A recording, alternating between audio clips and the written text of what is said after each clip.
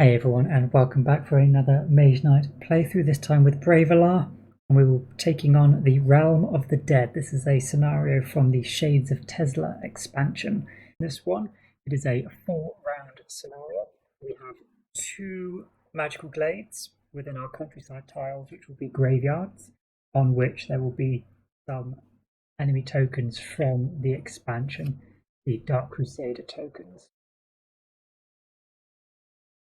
With these in mind, one thing that I noticed first of all, there's only the one token, the Corrupted Priests, which have any elemental attacks, and only one, the Mummies here, which have any physical resistance, so we don't need to necessarily mess around too heavily with special attacks, which can be quite useful to know going into this. So these will be making up our rampaging enemies, as well as those on those 2 magical glades, and the city we have to conquer will be the Dark Crusader faction leader token, and again his units will be comprised from the Dark Crusaders. So most of what we fight will be these.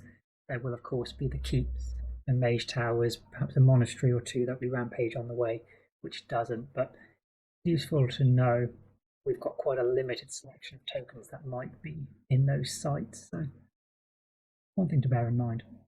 In terms of the setup for this scenario,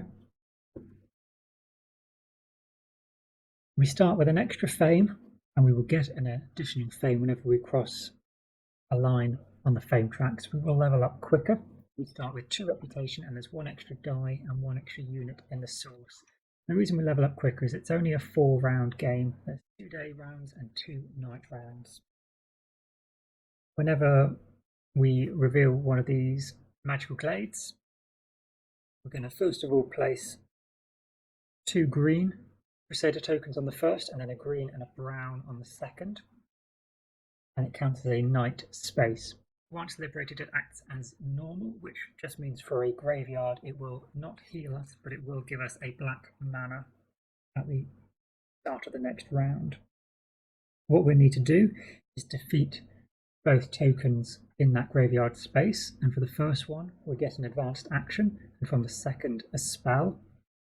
Third and fourth here would only really come into it for a multiplayer game. We only have 2 graveyards to deal with. When that graveyard is liberated, we also then have to spend 1 mana to seal that graveyard, and then conquering the necropolis, which will take the place of Blue City. The Dark Crusader faction token begins at level 4, so he has 1 tan and 1 red token with him. He will also attack, and what we need to do is 4 damage to him, and it knocks him down 1 level every time, but the units that are with him will stay the same. So if we do manage to deal him 16 damage in perhaps the ranged and siege phase, we will defeat this token before it gets to their attack phase. So these guys will just flee, but that's a long way off happening. But again, interesting to note, he doesn't have any physical resistance at this level. He will once we knock him down, so it would be advantageous to us to try and deal a big hit on the first attempt.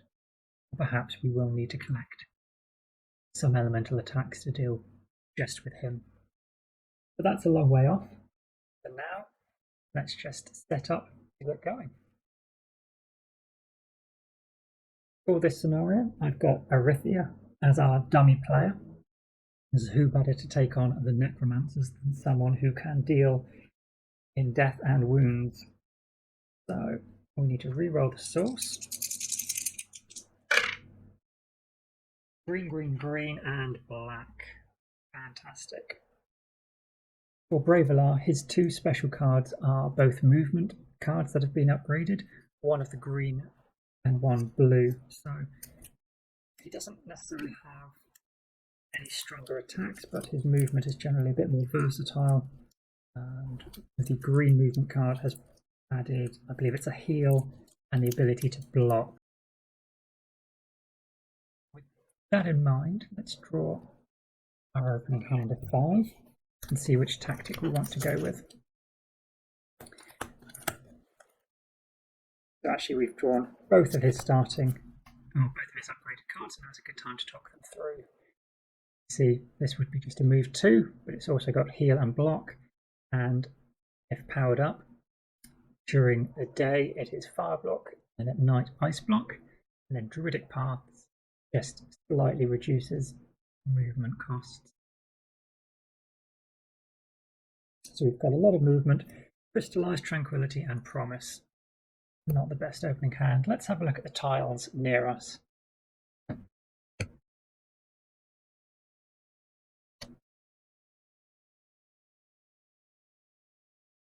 So the rampaging tokens will be Crusader tokens. Let's see who we have. They are both the same. We have 2 gibbering ghouls. We also have 2 mage towers straight away. 1, 2, and a ruins. 4, 3 red mana. Rampaging tokens in this scenario will have pursuit, except for the ones we reveal on this first tile. So these won't actually move to try and attack us, but future revealed rampaging tokens will. Now let's see. In terms of tactics, we choose first, then the dummy player, with both being discarded at the end of the round. And I think we don't really need to go for mana steal. We've only got the choice of green mana, but I think we should have a look at maybe planning. If we get 2 extra cards in our hand from Great Start, we still don't have enough to probably take on one of those gibbering ghouls. So perhaps if we go for planning, look at using Crystallize, getting rid of some of our movement cards. We'd still then be able to draw up to 6 and potentially take on one of those gibbering ghouls in the next round. So we'll go for 4. Erethia. We'll go last. Perfect, okay.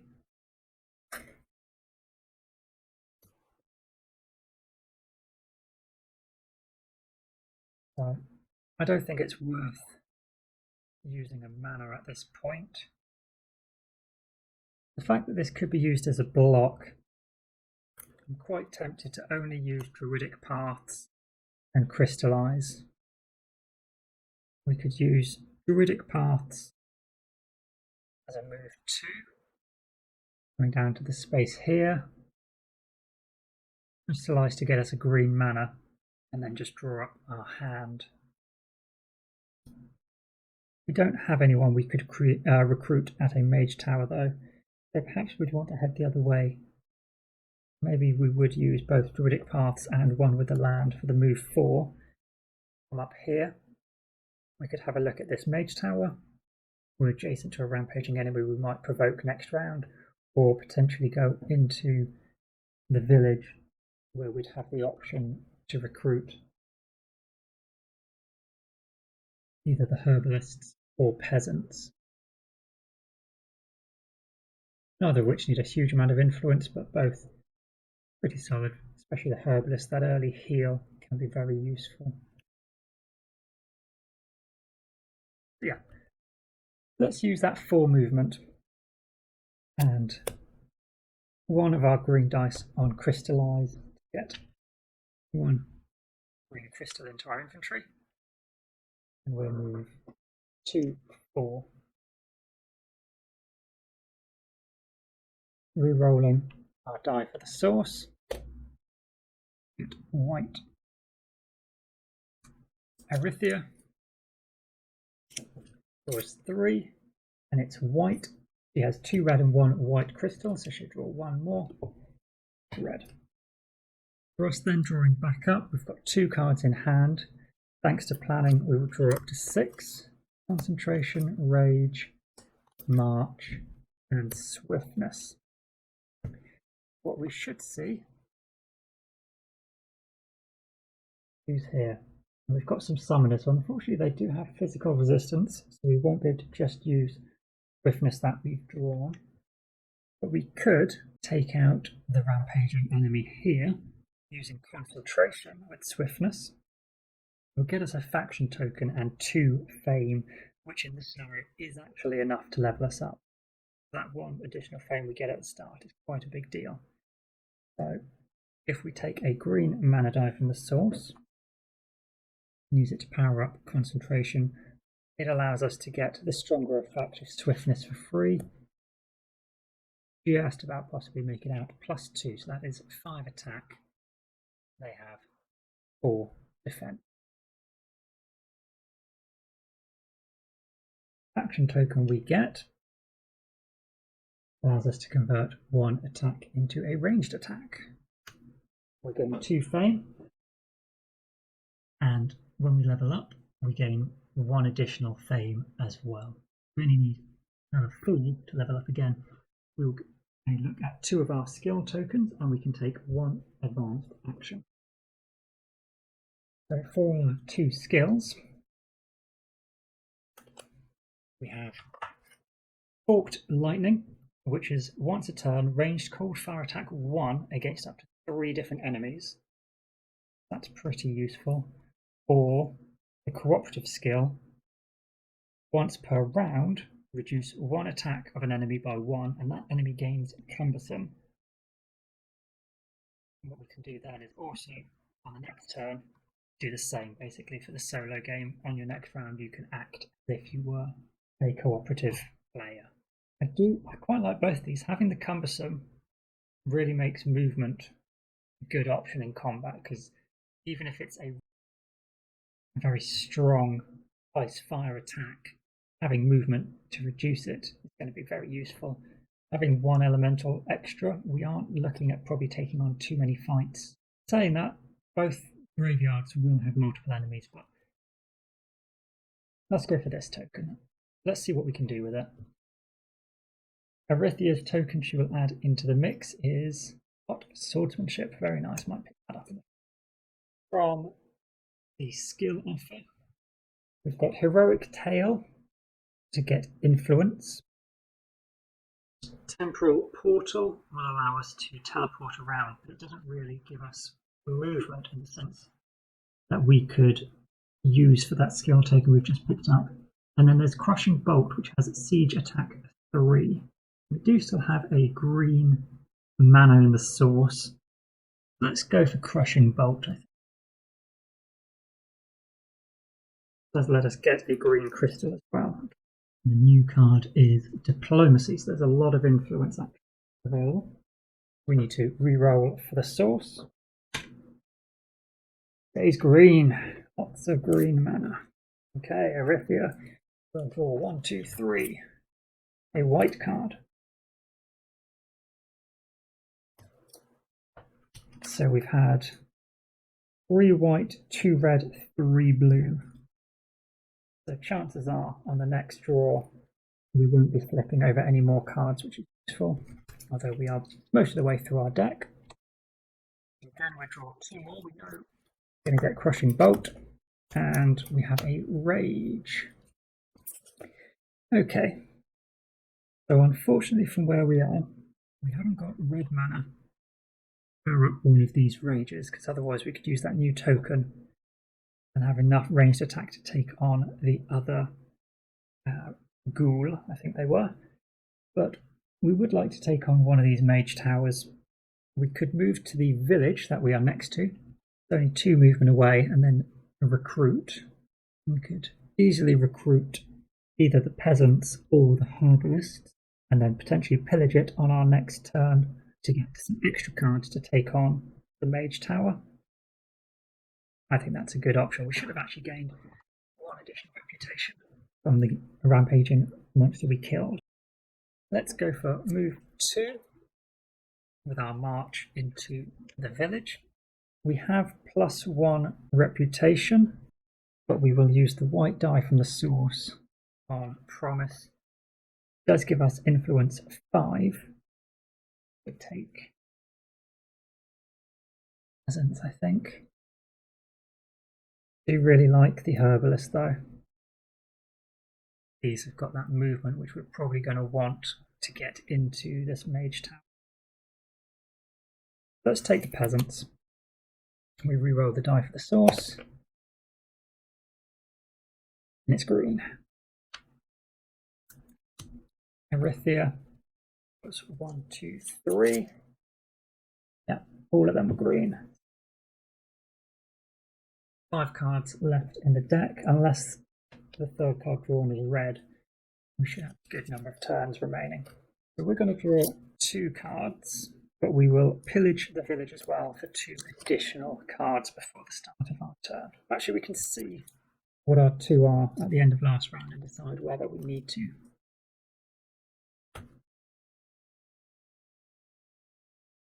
So we don't have movement except for improvisation. I think we'll pillage. I think we'll take those 2 extra cards. We get -1 on our reputation. Got swiftness and stamina. Okay. So all we can do with our mana draw is to get green mana die from the source. So we're probably going to be using Crushing Bolt, Siege Attack, and we may end up using Tranquility to heal. So if we've got a Siege Attack of 3, we'd need an additional 3 attack in order to defeat it because it does have physical resistance. So that could be improvisation, or it could be both rages. Either uses up 2 cards. We need to get 5 movement to get in there. We're going to need both stamina and swiftness for 3 movement, or improvisation, 3 movement plus the peasants. Yeah, so if we're looking at 3 movement here, plus the peasants spent for 5. We'll keep Tranquility aside until after the attack, so we can just heal if we don't block. We get 3 attack from Crushing Bolt, and we can get 4 attack from the Rages. We'll still have stamina available to us, which gives us move 2, which will actually be able to reduce the summoned attack by 2 as well because of the effect of this token. So we should be in a pretty good spot. So let's do that. We're going to lose 1 reputation from assaulting. We've got 3 movement here and 2 from the peasants spent. We can get into the desert during the day at a move cost of 5. The token here then will summon a brown enemy. And this doesn't have to be one of the Crusader tokens, so let's just draw an additional brown token. Ouch, very painful. Okay, so we will definitely be using our token here to reduce his attack. Can't block it, and we don't want to take 7 attack, given that our defense is only 2. So using this, it reduces it to 6. And we use stamina to reduce it down to 4. Cumbersome, you can reduce just part of the attack. We'd need an additional 8 because of swiftness to block it, even with an attack of 4, so we can't. But with 4 attack, he's only going to deal us 2 wounds. It's perfect for Tranquility. This token then disappears. We will pick up our 2 wounds. We could wound our peasants. They have an armor of 3, but we would still take 1 wound. They're a level 1 unit, so they only take 1 heal to heal them, but we're planning to get rid of them after this fight anyway, so it's not going to affect our hand limit size. So after this then, what we will do is use mana draw. Let's just pick up 2 dice from the source. We'll use 1. A siege attack 3, as well as both of our rages. That gives us 7 attack. Halved because of physical resistance, we have 3, and we can defeat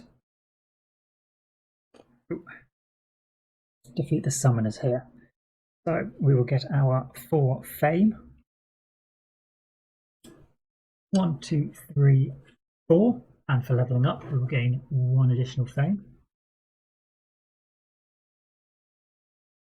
Over one of our tokens, we can now recruit an additional unit, and we have a choice of spell. There's Whirlwind, Burning Shield, and Expose. Expose is quite nice. Target enemy loses all fortifications and resistances. Fire block is both a block and an attack. Very good. Or just stop an enemy from attacking.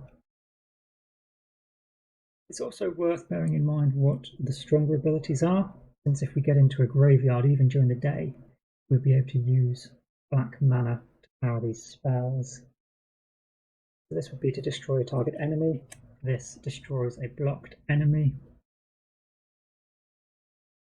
Lose all fortifications or all resistances and a ranged attack 3. These two are quite similar.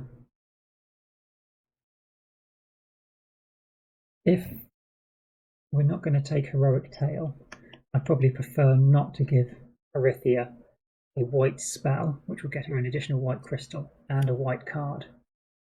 But equally, she already has 2 red crystals, so I really want to give her a 3rd.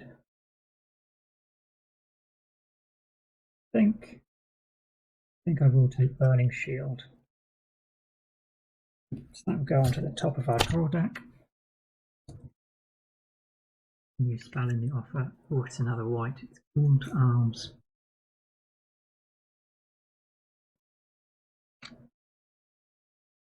And then finally, at the end of our round, once we're out of combat, we can use the heal ability again. Still have 1 dice from the source we haven't used. We will get rid of both of our wounds. We have used every card in our hand. We have 2 dice to reroll, black and red. Arithia, draw 1, 2, 3. It is red. We'll draw her remaining 2 cards. Not too bad, because we only have 3 cards remaining.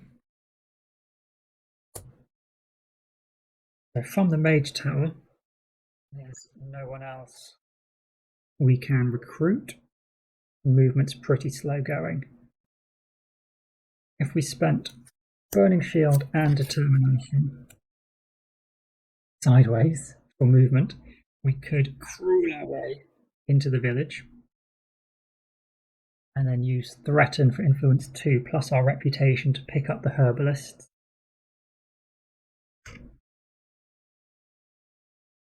That will be end of round. That is all of our cards used. Arithia is about to call end of round. We will have nothing to draw. So although the Herbalists can be used to ready our peasants and then use them for movement of 2, I do not believe we'll be able to make use of that since we'll have no cards in hand to play. So we'll wrap this up here and I'll hopefully see you soon for the next one.